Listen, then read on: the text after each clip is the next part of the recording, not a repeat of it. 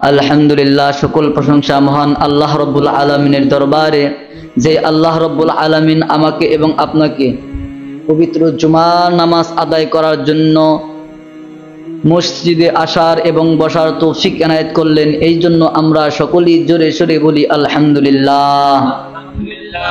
আল্লাহ রব্বুল আলামিন আমাদের মতো অনেক যুবক ভাইদেরকে এই সমাজের মধ্যে রাখছেন, এই গ্রামের মধ্যে রাখছেন, কিন্তু আল্লাহ রব্বুল আলামিন সবাইকে মুহাব্বত করে না, সবাইকে হেদায়েত দেয় না। আল্লাহ রব্বুল আলামিন যাকে হেদায়েত দেয় একমাত্র সেই আল্লাহ রব্বুল আলামিনের ইবাদতে মশগুল থাকতে পারে, ঠিক কিনা?